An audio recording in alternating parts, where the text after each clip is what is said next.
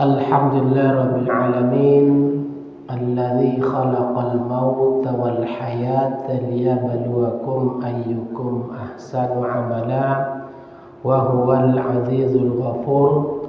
Ashhadu an la ilaha illallah wahdahu la syarika lah wa ashhadu anna Muhammadan abduhu wa rasuluh. Allahumma salli ala Muhammad wa ala ali Muhammad. Rabbi shrah li sadri wa yassir li amri wahlul 'uqdatam min lisani yafqahu qawli. Wa qala Allah ta'ala fil Qur'anil Karim, a'udzu billahi as-sami'il 'alim minasy syaithanir rajim. Walau tara izil mujrimuna nakisu ru'usihim inda rabbihim rabbana abasarna wa sami'na farji'na na'mal salihan inna muqinun. Surah As-Sajdah ayat 12, yang artinya sekiranya diperlihatkan dosa-dosa mereka, perbuatan mereka di hadapan Tuhan Allah Subhanahu wa ta'ala, mereka mengatakan, kami sudah melihat, kami sudah mendengar. Farjikna, maka kembalikan kami ke dunia. Untuk apa? Kembalikan kami ke dunia untuk beramal soleh. Sesungguhnya kami sudah yakin.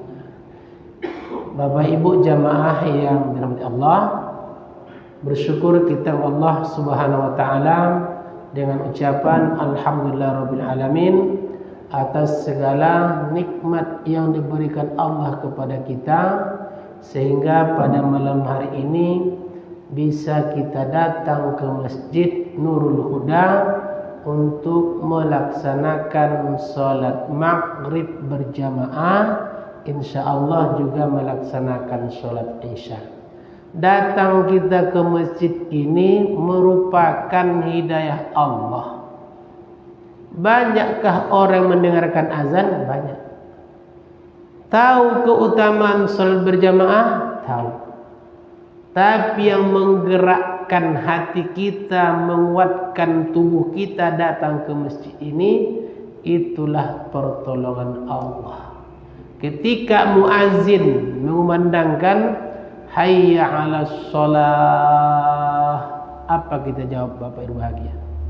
La haula wala quwwata illa billah. Tiada daya dan upaya kecuali dengan kekuatan Allah. Maka ketika muazin mengumandangkan azan, kita jawab sesuai ketentuan yang ada. Contohnya ketika hayya 'alas shalah, bacalah la haula wala quwwata illa billah. Bapak Ibu jamaah yang dirahmati Allah, pada malam hari ini seharusnya mengisi tausiah adalah atau wirid Bapak Muhammad Taufik SPDI. Beliau tidak bisa hadir karena katanya di WA saya terlalu ponek katanya. Maka saya diamanahkan beliau, maka bisa kita berjumpa pada malam hari ini. Saya tanya, kenapa saya Pak Ustaz? Banyak Ustaz lain. Kata beliau, kalau pemanahan sudah melalui standar katanya.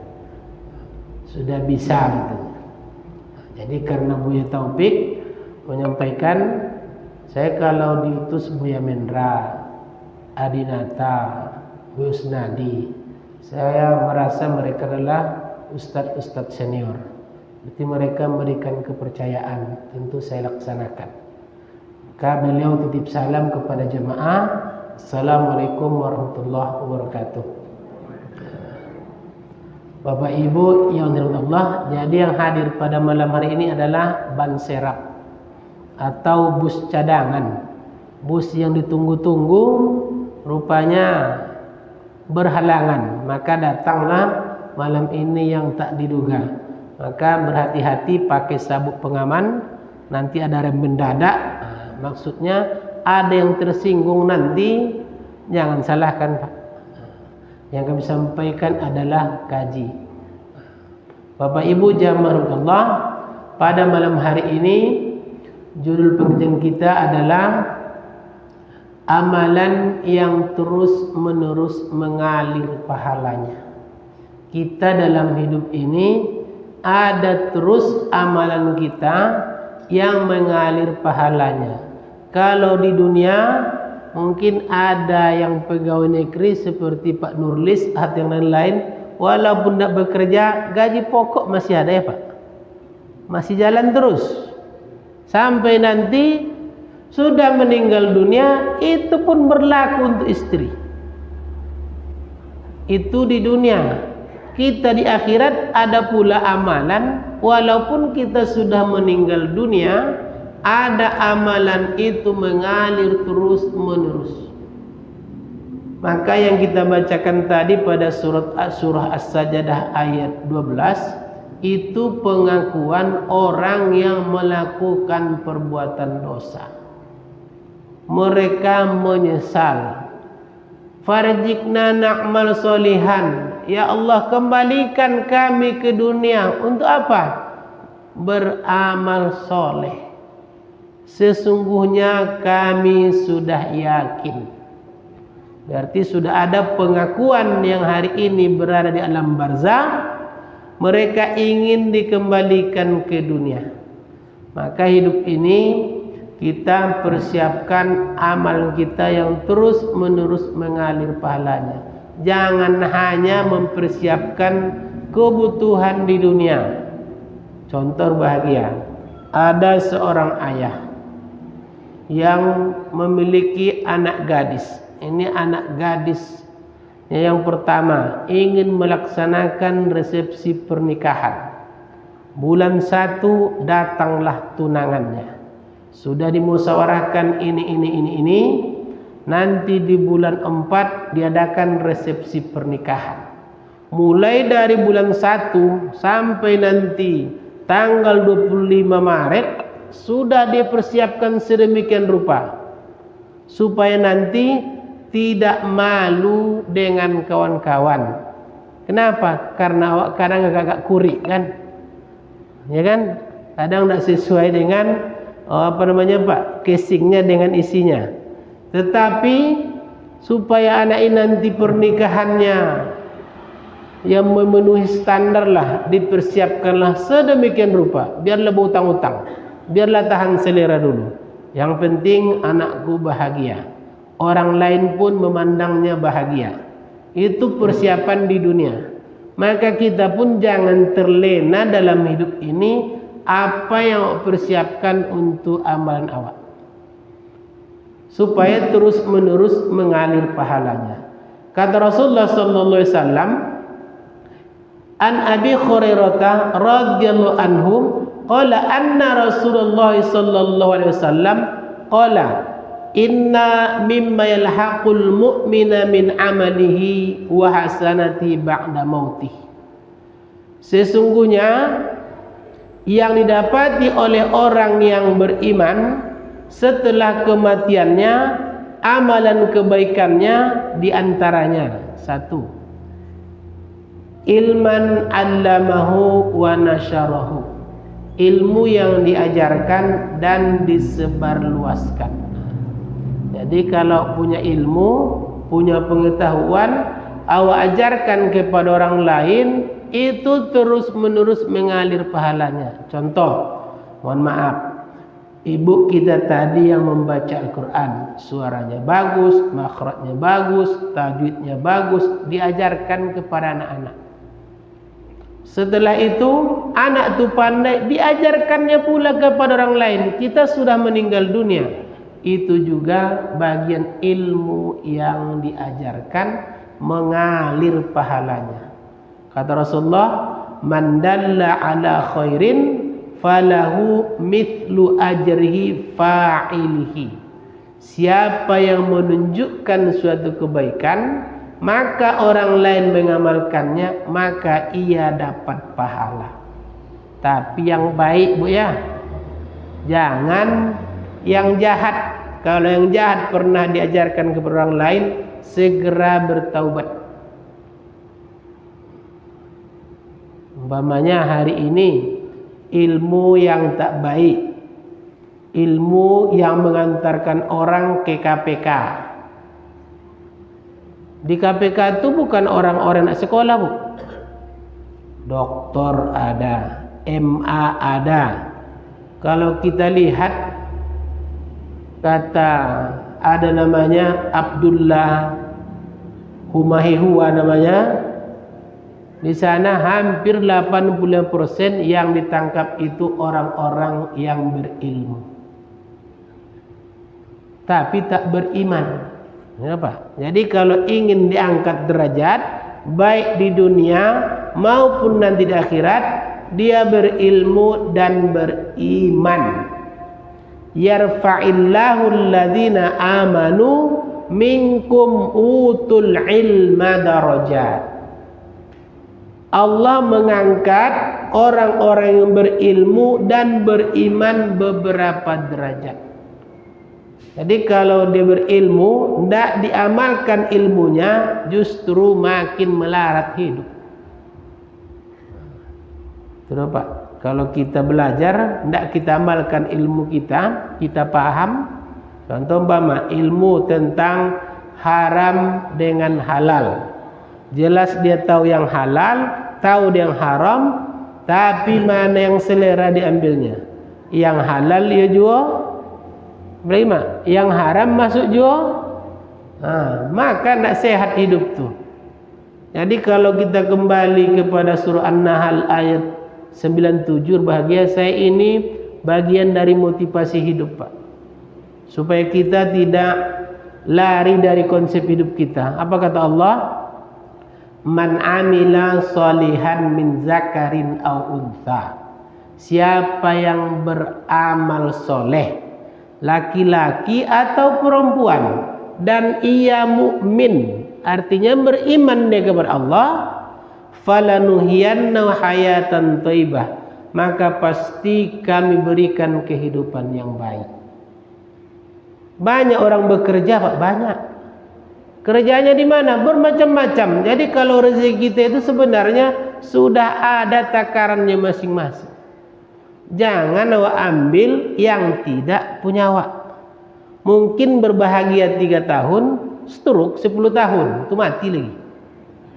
Itu Pak. Jadi jangan awak terlena, tergiur dengan lingkungan. Kita ini ingin sehat, ingin bahagia, paling tidak nanti mungkin ditutup-tutupi. Ada malaikat raqib dan apa, Mak? Malaikat raqib dan atid lebih kuat dibanding CCTV. Kalau CCTV mati lampu mati, Pak. Mana datanya? Tidak terekam. Maka kalau orang yang beriman betul-betul dia beriman kepada Allah, pasti hidupnya diberikan Allah kebahagiaan. Termasuk orang mukmin itu kalau bekerja dia jujur. Hari ini ada yang jujur setahun, sudah itu cari akal lagi. Siapa yang terjadi? Kenapa hidup saya susah terus-menerus? Karena tidak jujur. Dia bekerja, sudah baik pekerjaannya, tapi tak jujur, maka takkan dapat kebahagiaan. Maka nak berbahagia kalau nak kita bekerja, ada nampak kita harta yang mengejutkan yang dia miliki, tanya. Jangan pula bangga. Nak, berapa gaji kamu? Sekian. Nih dari mana kamu dapat? Kalau memang hasil-hasil yang tak baik, wahai anakku, jangan bawa-bawa ke rumah ini. Itu bagian dakwah orang tua kepada anaknya. Jangan pula bangga. Bangga nanti 5 tahun, habis itu datang jaksa ke rumah, malu kita semua. Bapak Ibu jamaah yang dirahmati Allah, sehingga ilmu itu mengantarkan seseorang semakin dekat dengan Allah Subhanahu wa taala. Kalau umpama seorang hakim, dia memutuskan perkara sesuai dengan ilmunya dan keyakinannya, dapat dia 2 pahala. Ketika memutus ke perkara, diputuskan si fulan tersangka dengan ilmunya dan keyakinannya, tapi dengan ilmunya juga tidak sesuai, keyakinannya tidak sesuai, tapi karena ada sogok menyogok diambilnya juga, maka hal yang demikianlah membuat seseorang mudah dapat serangan jantung. Belum diperiksa Allah lagi Pak, baru manusia memeriksa kita. Maka kalau ingin amalannya terus menerus, ajarkanlah ilmu yang baik.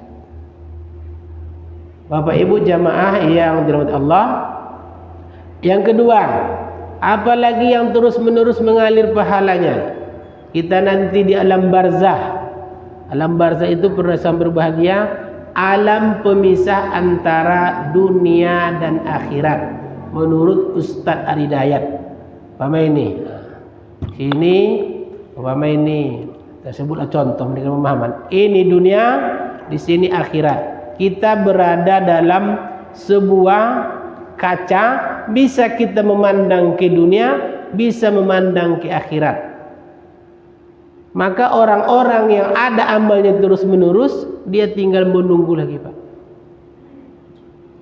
Tadi umpama tidak berilmu karena mungkin sekolah tak sampai, tidak bisa menjadi guru atau mengajarkan. Sudah itu ada yang ditinggalkan, anak-anaknya soleh semua. Harta yang ditinggalkannya disedekahkan, diinfakkan. Wa waladan solihan tarokahu, anak soleh yang ditinggalkan. Jadi bagaimana anak kita supaya dia menjadi yang soleh atau berbakti kepada kita? Kadang ada bahagia, sudah kita sekolahkan anak kita, mungkin selera kita pun kita tahan, ya Pak. Kalau beli kendaraan mungkin tidak menyekolahkan anak, sudah bisa kita menikmati. Tetapi karena menyekolahkan anak, membiayai hidupnya, tertahanlah selera. Bahkan mau mengganti baju pun lebaran ditahan-tahan. Bagaimana caranya supaya anak-anak kita itu terbuka hatinya membantu orang tuanya atau berbakti? Buat wirid keluarga Pak. Buat wirid keluarga. Buat wirid keluarga, sudah itu panggil semua anak-anak, cucu, menantu semua. Cari ustadznya, bawa Bu Usnadi. Kadang anak kita ini kalau tidak ditokok sedikit, tidak terbuka Pak. Sebelum mereka bagaimana caranya berbakti kepada orang tua. Wa waladan solihan tarokahu, meninggalkan anak yang soleh. Anak yang soleh bagaimana? Anak yang muslim menjalankan kewajiban agamanya dan menjauhi dosa besar. Itu anak soleh. Dia muslim dan melaksanakan kewajibannya. Umpama anak kita solatnya terjaga, sudah itu menjauhi dosa besar, maka dia disebutlah anak yang soleh. Jadi kalau anak yang soleh, kita sudah meninggal dunia, anak kita solat, kita pun dapat pahala. Maka anak kita hari ini jangan kita biarkan mereka meninggalkan solat. Kalau mereka meninggalkan sholat, apa yang terjadi? Mereka nanti tak mampu mencegah perbuatan keji dan mungkar. Insya Allah kalau nak kita sholat, hidupnya pun bahagia di dunia dan di akhirat. Justru banyak orang yang berada dalam kesusahan karena kadang dia tidak memperhatikan kewajiban. Sholatnya pun tinggal. Sudah itu anak-anaknya pun tidak sholat, mencari nafkah segala macam. Kalau kita tarik dengan ilmu tauhidnya, siapakah yang memberikan rezeki? Siapa Pak? Allah. Melalui siapa? Kadang melalui manusia. Maka ada yang kadang karena tidak sholat, hidupnya susah, tak dibukakan Allah hati orang membantunya. Kenapa? Karena di ibadahnya pun dia tak peduli. Bahkan sholat Jumat pun tak datang. Maka kalau ingin berkah hidup itu adalah anak kita menjadi anak-anak yang soleh. Bapak Ibu jamaah yang dirahmati Allah, yang seterusnya anak yang soleh itu adalah anak yang menjalankan ibadah wajib, termasuk diantaranya sholat fardu. Kalau tinggal sholat fardu anak kita di bahagia, dia sudah balik, maka itulah yang menghilangkan keberkahan rezeki yang kita cari. Apa dasarnya? Surah Al-A'raf ayat 96. Walau anna ahlal qura amanu wattaqu lafatahna alaihim barakatim minas samai wal ardh. Sekiranya suatu negeri, suatu kampung mereka beriman dan bertakwa kepada Allah, niscaya kami bukakan pintu keberkahan baik dari langit maupun dari bumi. Coba kita bandingkan berbahagia. Umpama kecamatan Kuo, kecamatan Salo, kecamatan yang lain-lain. Kalau kita lihat kehidupan yang termasuk berkah adalah kecamatan Kuo ini berbahagia. Dilihat dari segi ibadah, dari segi masjid, dan juga pengajian-pengajian aktif adalah kita yang di Kuo ini. Maka bukti kemajuan agama di sebuah daerah, masjidnya aktif melaksanakan sholat berjamaah. Coba kita lihat Pak, di Kuo ini masjid semuanya aktif melaksanakan sholat berjamaah. Kalau tak aktif mereka melaksanakan sholat berjamaah, itu pertanda kemajuan agama di daerah itu masih minim. Kalau kita rata-rata masjid di Kuo ini bahagia sudah pakai AC semua, sudah senang orang datang ke dalam. Bapak Ibu jamaah yang dirahmati Allah, yang kedua meninggalkan anak-anak yang soleh. Bagaimana cara anak yang soleh? Kita berdoa kepada Allah, masukkan ia ke sekolah agama. Oh Pak Ustadz dia ke sekolah umum tak apa-apa, tapi kita didik dia dengan pemahaman agama.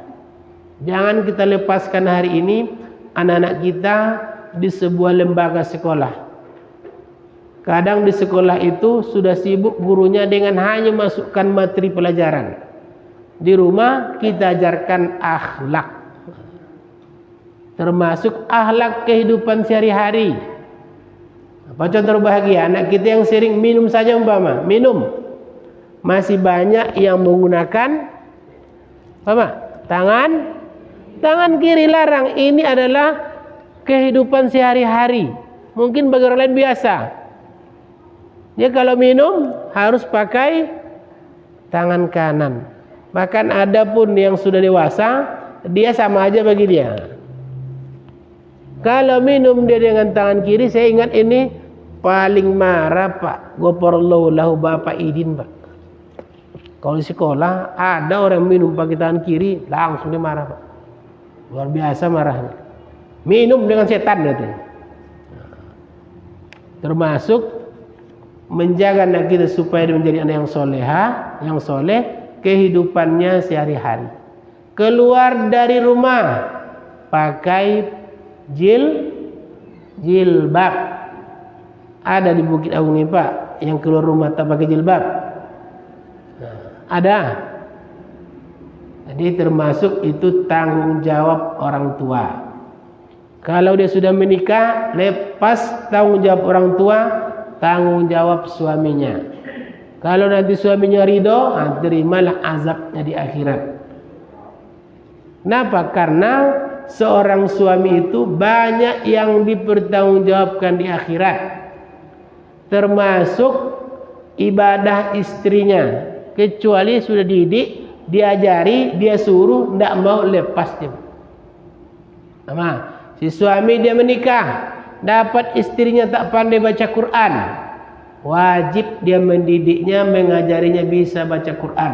Tidak pandai sholat, wajib dia mengajarinya supaya hafal baca-bacaan sholat. Maka kadang ada seorang ayah dicarinya menantunya yang paham agama. Apa keuntungannya? Anakku selamat, cucuku selamat. Adapun yang tak paham agama, anak kacau balau, menantu tak tahu, tambah pula lagi cucu. 3 yang dibolong. Bapak Ibu jamaah yang dirahmati Allah, maka anak-anak yang soleh itu diantaranya taat dia kepada Allah, dan kita pun harus mewaspadai, walaupun sekolah dia di mana, harus kita teliti baca Qur'annya. Sesekali bahagia menunjukkan anak kita itu kumpul semua dulu sama-sama. Seorang suami, wah istriku, oke, baca surat ini dulu, nggak usah direkam. Belum bisa, dibantu. Anak-anak kita begitu juga, sehingga anak-anak kita nanti menjadi waladan sholihan tarokahu, anak yang soleh yang kita tinggalkan. Yang ketiga, Bapak Ibu jemaah Allah, amalan yang terus-menerus mengalir pahalanya itu adalah wa mushafan warasahu, mushaf atau Al-Quran yang diwakafkan. Paman ini Al-Quran, ini entah siapa membeli ini, dibelinya paling harganya mungkin 60.000, dibaca ibu tadi, kalau dia sudah meninggal dunia dapat dia pahalanya. Inilah kata Ustadz Aridayat, nilainya tinggi, biaya yang dikeluarkan sedikit, tapi pahalanya terus menerus mengalir. Orang yang mewakafkan Al-Quran, mungkin membaca Quran tak sanggup lagi karena mata sudah mulai rabun. Ada Pak ya? Mata sudah mulai rabun. Tapi kalau nengok piti warna merah tak rabun. Ya Pak ya? Kalau baca Quran rabun mata katanya Pak. Saya ada yang warna merah, nampak terjatuh dimanapun. Maka kalau ingin kita mendapatkan amalan yang terus-menerus mengalir pahalanya, diantaranya mushafan warasahu, mewariskan atau mewakafkan Al-Quran. Lebih bagusnya kita membaca Al-Quran. Kata Rasulullah, Iqra al-Quran, bacalah Al-Quran, fa innahu ya'ti yaumil qiyamah syafi'an li ashabih. Bacalah Al-Quran itu, sesungguhnya ia datang pada hari kiamat memberikan syafaat bagi pembacanya. Maka hari bahagia adik-adik kita, anak kita bagus-bagus bacaannya. Mereka belajar tahsin, mereka menghafal. Maka kita pun harus lebih semangat membaca Al-Quran, karena membaca Al-Quran itu adalah mengantarkan kita mendapatkan ketenangan hati. Kalau ingin tenang hati kita berbahagia, atau membuang sifat-sifat yang kotor dalam diri kita, seperti iri hati, dengki atau hasad, takabur, ujub, riya, adalah membaca dan menghafal Al-Quran. Maka orang yang membaca Al-Quran, Allah pelihara, Allah berikan pertolongan. Jadi kalau umpama di rumah kita membaca Al-Quran, apa kata Rasulullah? Nauri buyutakum fi tilawatil Quran. Hiasilah, sinarilah rumahmu itu dengan tilawah Al-Quran, dengan membaca Al-Quran. Coba hari ini kita introspeksi diri kita. Dalam sepekan, siapakah yang membaca Al-Quran di rumah kita? Ya, Mak ya? Siapakah yang megang HP? Megang HP tidak ketinggalan. Bolehkah megang HP? Silakan. Di sini sekarang orang pakai ini lagi, baca Quran pun ada. Karena orang yang baca Quran itu apa yang diberikan Allah? Wa nunazzilu minal Qur'ani ma huwa shifaa. Diturunkan Al-Quran itu adalah menjadi obat. Jadi kalau ingin sehat, bahagia, bacalah Al-Quran. Jangan terlalu banyak kita berpikir segala macam ini, tapi baca Quran ditinggalkan. Maka orang yang baca Quran itu tenang hatinya, berpikir dia jernih, Allah berikan hidayah. Maka kalau seorang pemimpin, apa yang paling berat dalam hidupnya? Membersihkan hati. Coba seorang pemimpin, kadang ada rasa malu, kadang takut, ternaungi. Kalau Umar bin Khattab ketika dia menghafal surah Al-Baqarah, artinya hafalannya itu tuntas, apa yang dilakukan Umar bin Khattab? Dia menyembelih kambing Pak Kibas. Maka ada anak kita yang menghafal Quran, kalau umpama masjid pasar ada Ustaz Litra dengan Bang Sartuni, kadang mereka sudah menghafal, sudah itu nanti tuntas, mereka bakelah karena ada rasa syukurnya. Anak kita umpama anak kita sudah menghatam Al-Quran, dia hafal juz amma, apa mak yang awak kasih hadiah? Biasa aja, supaya dia ingat ketika umpama dia hafal juz amma, an-naba sampai an-nas, kasih dia reward, kasih penghargaan. Anakku hatam atau dia bisa baca Quran, kasih oleh-oleh, kasih hadiah. Kalau Umar seperti itulah Umar bin Khattab. Hafal Al-Baqarah, ada sembelihnya kambing. Kalau di sana mungkin kibas, sebagai rasa syukurnya kepada Allah. Sehingga anak kita pun bisa membaca Al-Quran atau mewariskannya. Kalau umpama hati kita sering curiga kepada orang lain, tandanya jarang baca Quran. Atau ada sifat iri. Iri itu serba susah melihat orang, miskin orang. Tidak senang dia, dibilang pemalas, kaya orang, dia bilangnya pula entah dari mana hartanya, serba salah. Itu adalah bagian dari penyakit hati. Apa obatnya? Baca Al-Quran. Maka orang-orang yang banyak menghafal Quran, apa yang dijaga yang berbahagia? Dijaganya adalah matanya, telinganya, hatinya. Dia tidak mau mengotori hal-hal yang lain ke dalam hatinya, karena nanti takut mudah hilang hafalannya. Jadi kalau umpama mudah hilang hafalan seseorang, bisa saja karena jarang dia membaca Al-Quran dan juga hatinya belum bersih. Jadi obatnya apa mak? Baca Al-Quran. Pertamanya berat, tapi kalau sudah terbiasa, dia sudah punya ketergantungan. Kalau tak membaca Al-Quran satu hari, tidak enak badan pak. Ada pula pak, kalau tidak minum kopi sekali sehari pak, tidak lemak pak. Ya pak ya, bahkan ada sampai 5 kali. Tapi kalau baca Quran, orang sudah terbiasa, tidak baca Quran dalam 24 jam itu tidak enak badannya. Itu pula bagi orang yang terbiasa membaca Al-Quran. Bapak Ibu yang dirahmati Allah, nanti pada hari kiamat orang yang baca Quran datang memberikan pertolongan. Ayat-ayat yang kita baca nanti disampaikan, si fulan ini di waktu hidupnya sering menghatamkan Al-Quran. Si fulan ini jarang baca Quran dan tak bayar hutang. Pak, kalau umpama kita tidak ada bayar hutang, amal kebaikan kita diambil. Jangan sepelekan bahagia.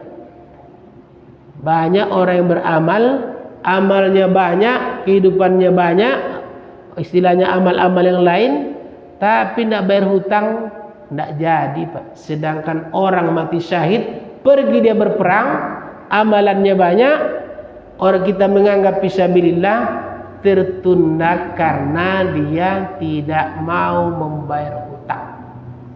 Jadi kalau ada hutang segera bayar Pak, supaya amal kita nanti tidak di stop gara-gara ada hutang kita kepada orang lain.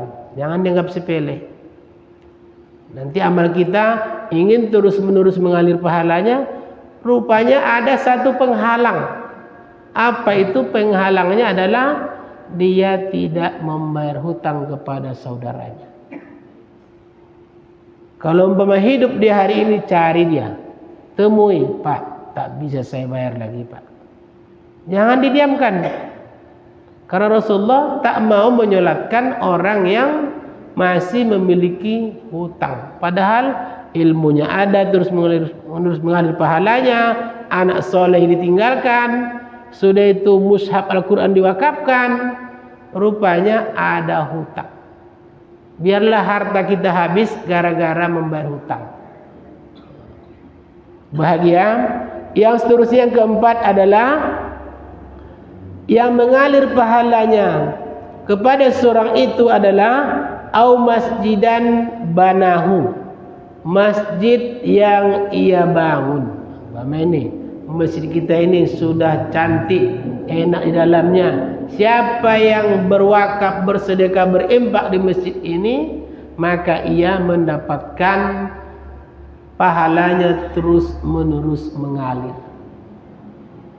Mungkin orang tua kita sudah berangkat, dia sudah menghadap Allah Subhanahu wa ta'ala, dia ingin berinfak, bersedekah dahulu kala, tapi karena anak banyak, kebutuhan yang banyak, sehingga dia hanya sedikit sekali berinfak atau berwakaf. Maka seorang anaklah berbakti kepada orang tua, dia sebut nama orang tuanya. Contoh, ini Pak Nurlis adalah wakaf ayah saya, atas nama ini dikasih 100.000. Itulah contoh anak yang berbakti kepada orang tuanya. Pama ditinggalkannya sawit 50 batang. Yang 5 batang ini kalau berbuah, saya jual, saya bawa ke toke, hasilnya masuk ke masjid. Begitulah seorang anak berbakti kepada orang tuanya. Jangan ambil sodoma, ambil semuanya.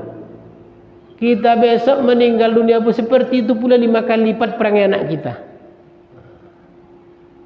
Karena masjid banahu, membangun masjid, itulah termasuk amal jariah. Bukan hanya kalau hadis lain disebutkan sedekatun jariyah wa waladun soleh au ilmun yantafa'u bih. Kalau hadis lain yang diriwayatkan oleh Imam Bukhari, Muslim, Turmuzi, diantaranya masjidan banahu, membangun masjid. Jadi kalau umpama kita bangun masjid, apa yang dibutuhkan pengurus pada saat itu diumumkan, segerakan. Karena sedekah yang terbaik, wakaf yang terbaik ketika dibutuhkan saat itu. Bapak Ibu jamaah yang dirahmati Allah, maka orang-orang yang berada di masjid untuk melaksanakan sholat, atau umpama dia bersedekah, berwakaf dengan karpet dan segala macam, itu menjadi amalan yang terus menerus mengalir pahalanya. Sudah 4. Di antara yang 4 itu, mudah-mudahan bisa kita dapatkan ilmunya, kita amalkan. Yang kelima adalah au baitan libnis sabili banahu, rumah bagi ibnu sabil atau yang terputus perjalanan. Ini ada rumah orang singgah, kalau ini Pak, namanya rumah singgah. Rumah orang yang musafir.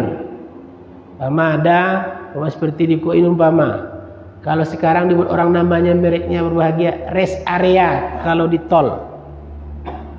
Ada seseorang, ini persinggahan orang, dibuatnya di situ tempat singgah untuk orang yang musafir.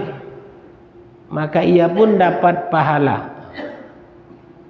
Yang seterusnya, yang keenam, au naharon ajrohu, membuat sumur untuk ketakwaan atau sungai yang ia alirkan. Hari berbahagia musim kemarau, sumur tetangga kering, maka dia punya inisiatif, dibaginya air ini kepada tetangganya, dibuatkannya pipa, sudah itu kita berbagi air. Ini hal yang sepele. Ini adalah bagian dari amalan yang terus menerus mengalir pahalanya. Kalau sejarah siapa? Utsman bin Affan. Utsman bin Affan dibelinya sumur orang Yahudi. Pertama dibelinya 3 hari. Setelah itu 3 hari kaum muslimin mengambil air, yang masuk ke 4 harinya itu punya orang Yahudi. Tetapi karena pintarnya Utsman bin Affan, sampaikan kepada kaum muslimin, selama 3 hari ini adalah sumur kita nih, ambil air sebanyak-banyaknya. Di hari keempat orang Yahudi itu jual air, orang beli lagi, sudah punya stok di rumah. Akhirnya orang Yahudi tadi karena tak laku air lagi, dijualnya kepada Utsman bin Affan. Setelah dimiliki Utsman bin Affan, dihadiahkannya, diwakafkannya kepada kaum muslimin. Sampai hari ini sumur itu masih ada airnya. Dia akan mendapatkan pahala terus menerus. Bapak Ibu jamaah yang dirahmati Allah, jadi kalau ada air jangan awak kiki ya Pak ya. Apalagi awak yang punya, mungkin bertetangga dengan kawan yang punya kolam, yang punya tobek, jangan awak bunuh air itu. Ingat ada amalan kita yang diberikan Allah terus menerus mengalir pahalanya. Kadang karena ditutup keran semua, airnya kawan tak bisa lagi, mati ikannya semua lagi. Akhirnya apa dibuatnya lagi? Tanam kacang panjang lagi. Karena hidup ini kita hanya sebentar, akan pulang kampung. Maka kita persiapkan amalan kita yang terus menerus mengalir pahalanya. Yang terakhir, au shadaqatan akhrajaha min malihi fi sihhatihi wa hayatihi yalhaqu mim ba'da mautih. Ia bersedekah mengeluarkan hartanya di waktu sehatnya, di waktu hidupnya. Dia waktu sehat, dia masih hidup, dia bersedekah. Ini juga menemuinya nanti ketika dia berada di alam barzakh. Bapak Ibu jamaah yang dirahmati Allah, maka dalam hidup ini kita pandai-pandailah memilah dan memilih untuk persiapan amalan kita yang terus menerus mengalir pahalanya. Jangan terlalu sibuk mengurus, sudah anak dapat pekerjaan, sudah itu dah siapkan pula ini segala macam, akhirnya mati tidak ada sedekah, menyesal. Kalau nak kita itu ada juga rezekinya dikasih Allah. Yang penting mereka taat kepada Allah, dia laksanakan kewajibannya. Kadang karena cintanya kepada anak disiapkan, ini rumah ini. Setelah kita siapkan, mereka nak mau tinggal situ lupa, enak di tempat yang lain. Akhirnya nanti kita menyesal, kenapa aku tak bersedekah dahulu kala. Mudah-mudahan dengan pengajian ini dapat kita hidayah, dapat kita amalkan. Amin ya rabbal alamin. Inilah mungkin dapat saya sampaikan, mudah-mudahan ada manfaatnya. Kita tutup dengan kafaratul majlis. Subhanakallahumma bihamdika asyhadu an la ilaha illa anta astaghfiruka wa atubu ilaik. Assalamualaikum warahmatullahi wabarakatuh.